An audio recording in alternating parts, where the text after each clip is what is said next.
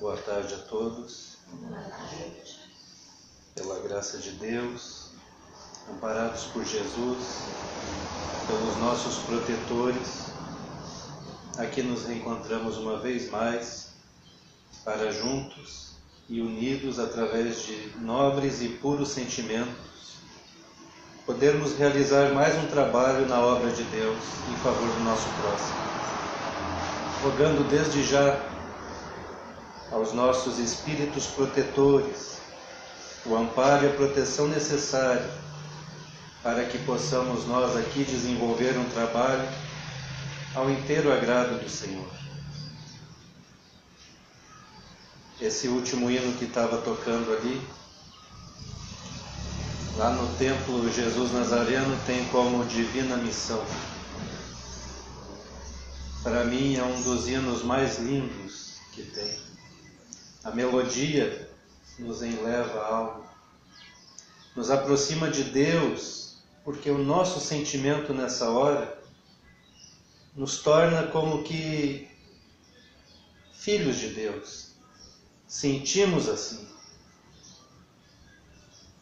Ao contrário de situações diferentes que o mundo oportuniza hoje, de muitas lutas, de muitas provas, de discussões, de dificuldade de entendimento entre as pessoas, um hino como esse, uma música como essa, nos aproxima de Deus. Permite que o nosso coração se abra nessa hora e o nosso espírito se torne receptivo à luz que o Cristo manda sobre nós. E Ele manda incessantemente esta luz. E nesse momento então que nós vibramos em uma melodia como essa, é como se os nossos próprios poros se abrissem e percebessem a intensidade dessa luz. Porque nos concentramos assim. Então, no momento das dificuldades, no momento das provas, das lutas, precisamos buscar o Senhor em espírito e verdade para receber dele esses fluidos. E não é que Ele vai nos mandar esses fluidos somente quando a gente para pedir. Ele manda incessantemente, a todo instante. Todo momento está vindo sobre nós esses fluidos. Mas está em nós percebermos ou não a intensidade desses fluidos sobre nós. Então, o convite que eu faço para que nós, desde esse momento, deixamos-nos agora envolver nesta luz do Senhor. Deixamos-nos envolver nessa paz. Convido a todos para nós fazermos uma prece breve, para que seja afastada toda a influenciação negativa e que permaneça conosco somente os bons espíritos nessa hora, as boas vibrações. Assim, Senhor, nós elevamos o nosso pensamento até vós em oração nesse momento. Jesus amado, estendei sobre nós as vossas mãos poderosas, derramai sobre nós os vossos fluidos, poderoso, regenerativo, que possa restaurar não somente a nossa paz de espírito, como também e inclusive o nosso corpo físico. Possamos nós sentirmos-nos tão leves nesse momento e ao final desse trabalho percebermos que recebemos muitas bênçãos, muita luz, amparo e proteção. Permite, Senhor, que os espíritos de luz permaneçam conosco durante esse tempo em que aqui estivermos, nos protegendo, nos inspirando e nos dando as condições de realizarmos um trabalho ao inteiro agrado do Senhor. Aqueles que porventura aqui afluírem, necessitando de prece, de luz e de amparo, que também recebam, que também sejam encaminhados ao caminho do bem e da verdade e possam assim progredir. Confiando na vossa providência divina, nós desde já te agradecemos e dizemos que assim seja. O valor da prece na nossa vida é algo que nós só vamos saber definitivamente o dia que deixarmos esse mundo, para podermos perceber 100% o que ocorre conosco, com o nosso espírito, à nossa volta, quando nós oramos, quando nós fazemos prece. E eu queria hoje comentar sobre isso. O que é realmente a prece, para que nós não sejamos apanhados muitas vezes achando que oramos e longe de ser uma prece estamos fazendo. Para isso eu quero ler do Evangelho de Jesus uma pequena passagem dele que está em São Lucas, no capítulo 18 e versículo 9, a parábola do fariseu e o publicano. Propôs também esta parábola a alguns que confiavam em si mesmos por se considerarem justos e desprezavam os outros. 2 homens subiram ao templo com o propósito de orar, um fariseu e o outro publicano. O fariseu, posto em pé, orava de si para si mesmo desta forma: ó Deus, graças te dou porque não sou como os demais homens, roubadores, injustos e adúlteros, nem ainda como este publicano. Jejuo 2 vezes por semana e dou o dízimo de tudo quanto ganho. O publicano, estando em pé, longe, não ousava nem ainda levantar os olhos ao céu, mas batia no peito, dizendo: ó Deus, sê propício a mim, pecador. Digo-vos que este desceu justificado para a sua casa, e não aquele. Porque todo que se exalta será humilhado, mas o que se humilha será exaltado.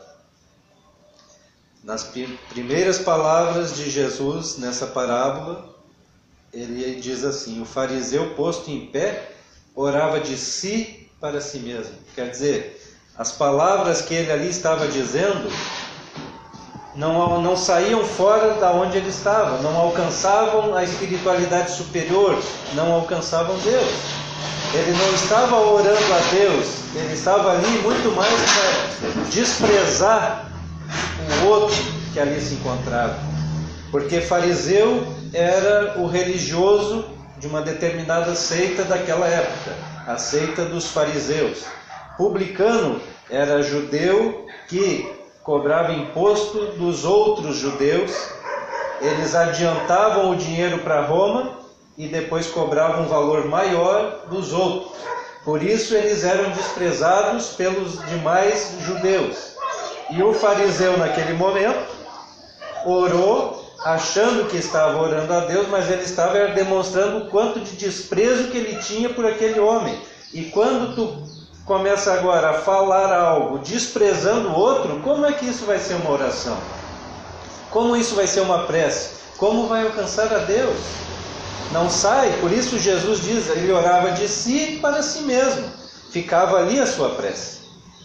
Pois bem, mas eu ainda quero ir mais longe agora e ler o Livro dos Espíritos, de Allan Kardec, onde os Espíritos falam o que é a prece. Aí diz assim, são perguntas e respostas. Sobre a prece, uma pergunta: a prece é agradável a Deus? A resposta: a prece é sempre agradável a Deus quando é ditada pelo coração, porque a intenção é tudo para Ele, e a prece do coração é preferível à que se pode ler, por bela que seja, se a lês mais com os lábios que com o pensamento. A prece é agradável a Deus quando é dita com fé, fervor e sinceridade. Mas não creiais que ele seja tocado pelo homem fútil, orgulhoso e egoísta, a menos que isso seja de sua parte um ato de sincero arrependimento e de verdadeira humildade. Quer dizer, pode ser o homem fútil, orgulhoso e egoísta orando.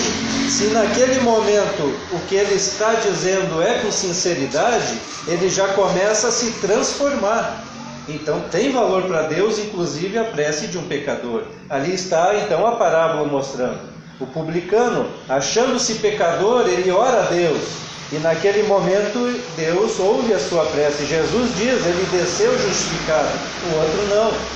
E se a gente for olhar um pouquinho adiante no Evangelho, nós vamos ver Zaqueu, o publicano, que conta o Evangelho que era aquele homem baixinho, que queria ver Jesus, mas não conseguia. Então ele correu à frente, sabendo por onde Jesus ia passar, subiu numa árvore para poder enxergar o Cristo. Ele só queria ver Jesus, porque ele se achava pecador. E Jesus vem com toda aquela multidão caminhando em sua volta, e quando chega embaixo daquela árvore onde o Zaqueu está, ele para, olha para cima e diz: Zaqueu, desce, porque hoje eu vou pousar na tua casa. O Zaqueu, mais do que depressa, e não acreditando naquilo, desceu e foi então levando Jesus até sua casa. Lá chegando, deu um banquete, mas disse a Jesus: Senhor, se até hoje eu tenho prejudicado alguém, não vou mais prejudicar. Se eu logrei alguém em uma parte, eu vou restituir 3 partes para aquela pessoa. Eu gosto até de ver no próprio YouTube, tem um desenhozinho sobre isso. E ele vai, depois que Jesus parte da sua casa, e Jesus diz: em verdade vos digo, hoje veio salvação para essa casa. E era um publicano, era um pecador, mas ele se modificou, ele se transformou, ele aceitou a partir daquele momento a sua condição de pecador e lutou para se transformar. E depois aquele desenho então mostra ele indo de porta em porta, batendo na casa dos pobrezinhos, entregando aquele valor. Porque ele diz também: metade do que eu tenho eu vou distribuir para os pobres. E ele vai distribuir, ele faz realmente. Então, nesse momento, ele transformou a sua vida. Às vezes a gente achando que está, porque nasce e cresce dentro da igreja, a oração nossa parece que ela fica em nós, que nem do fariseu.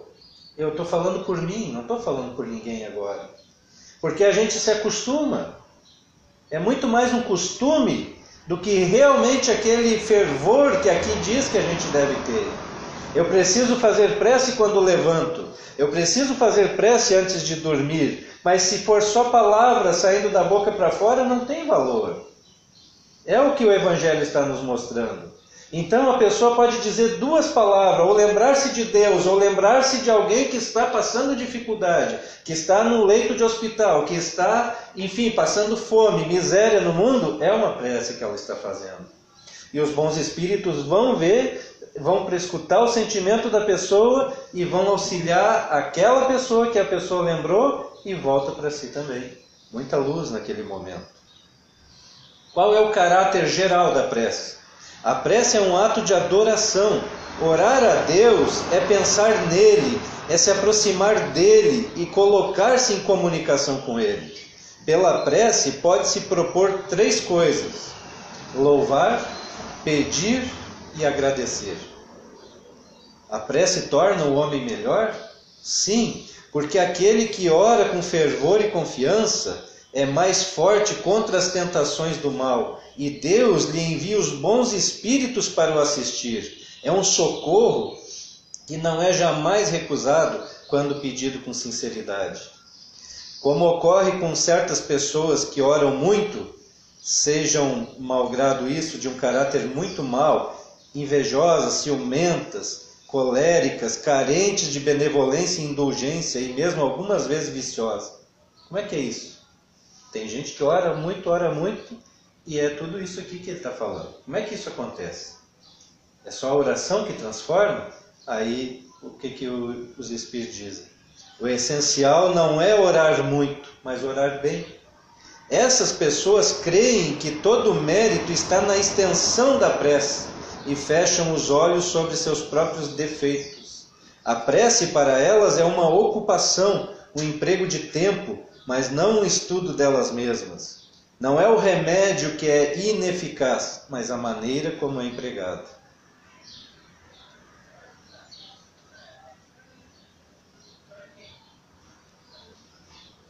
Pode-se orar utilmente por outro?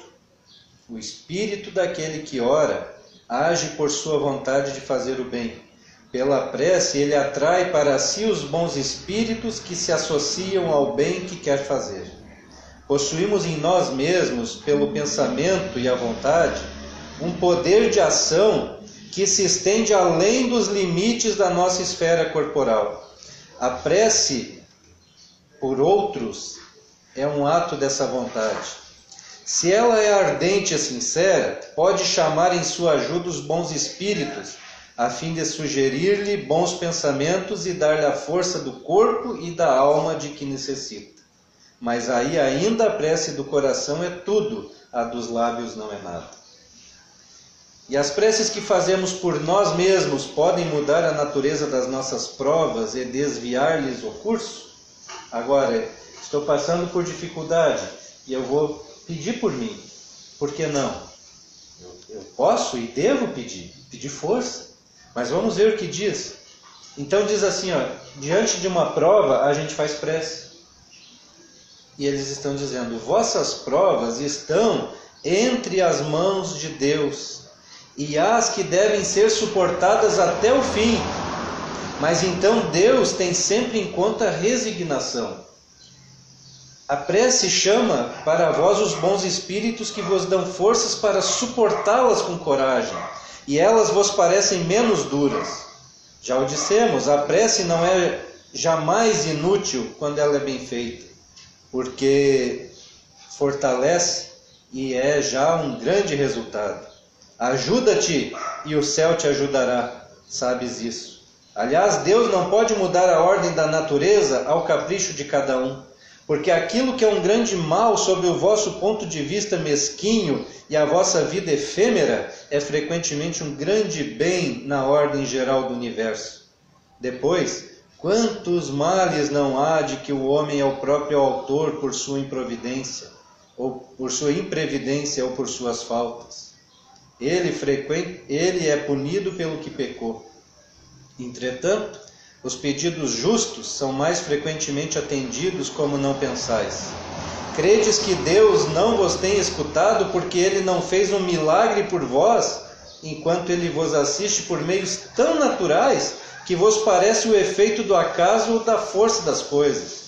Frequentemente, ou mais frequentemente mesmo, Ele vos suscita o pensamento necessário para vos tirar da confusão. Olha, às vezes a gente tem um problema. Então a gente pede por aquele problema e a gente já não enxerga mais nada, só aquele problema. E o resto? O quanto Deus está nos ajudando no resto? A gente acorda de manhã e sente uma dor. Tenho visto muito pelo próprio Facebook essas mensagens positivas que todos colocam todos os dias.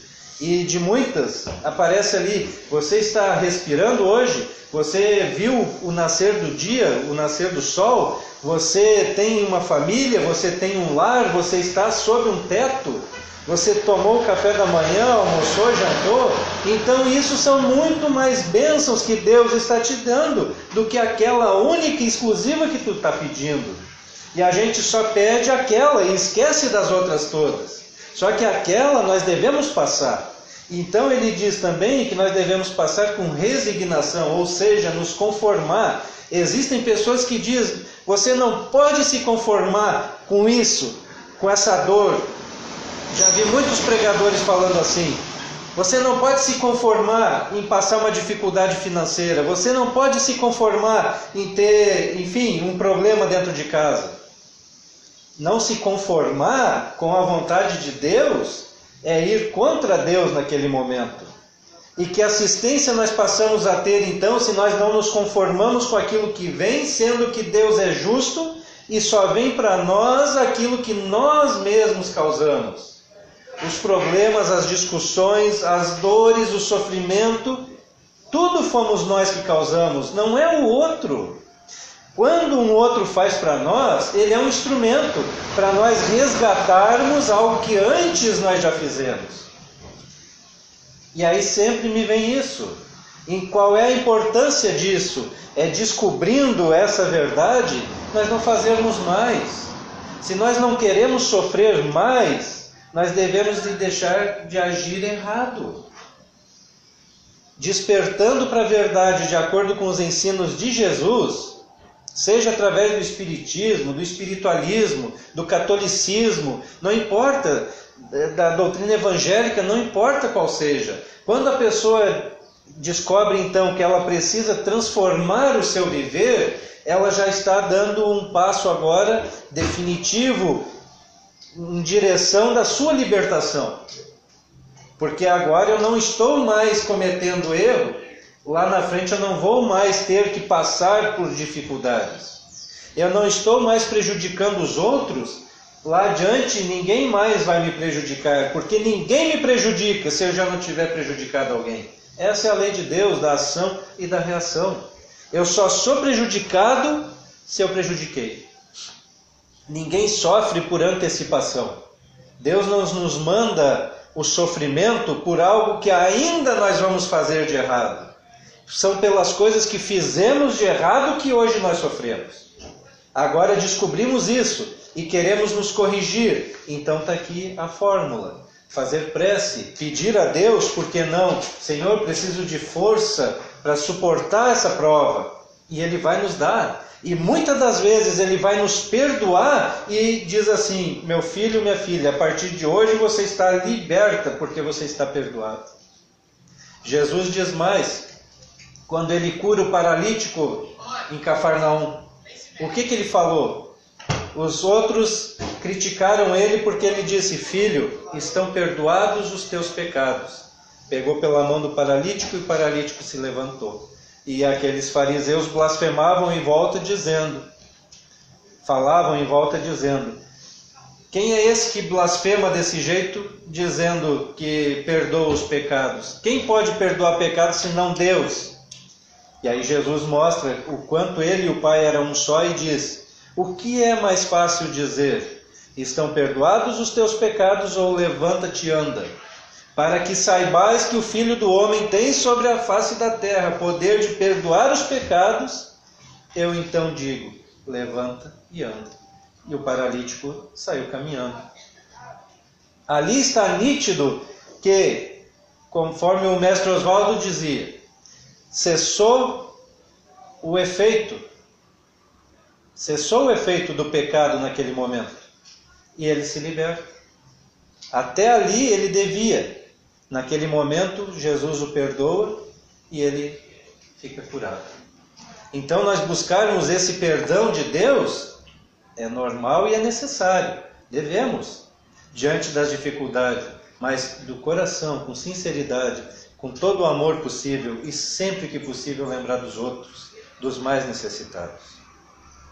Lá no final desse livro, tem pouquinhas palavras de Santo Agostinho, que ele encerra, inclusive ele encerra o livro, dizendo assim, por muito tempo os homens têm se dilacerado mutuamente e anatematizado em nome de um Deus de paz e de misericórdia, ofendendo-o com tal sacrilégio. Eu ainda vou ler mais, mas preciso comentar sobre essa parte. Por muito tempo os homens têm se dilacerado mutuamente. As pessoas brigam por causa de religião. E que religião é essa que ensina as pessoas a brigarem? Que Deus é esse que espera que o outro esfaqueie um, que dê um tiro no outro, ou que nem lá para o Oriente acontece muito, que se exploda com uma bomba em volta do corpo para matar mais 20, 30 à sua volta? Que Deus é esse? Se Deus é amor, Deus é misericórdia, Deus é perdão, como é que eu posso sentir ódio de alguém em nome de Deus? Se as pessoas não querem nos acompanhar nesse caminho, deixa. Vai chegar o dia que ele vai ser tocado. Vai chegar o dia que ele vai despertar e sentir necessidade de se transformar. Assim como nós um dia sentimos essa necessidade. Os outros vão chegar o tempo também de sentir. Às vezes pode ser um familiar nosso, está endurecido, não quer saber da orientação. Continua fazendo prece por ele. Um dia vai ser tocado. E eu só espero que quando ser tocado não seja pela dor.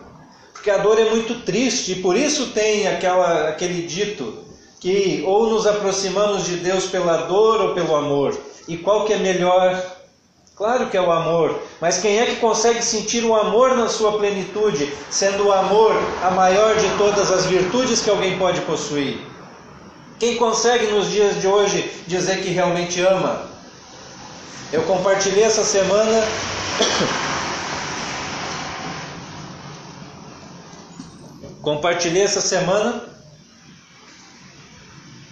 a palestra de um homem que conviveu com o Chico Xavier, e vou contar rapidamente para quem não viu.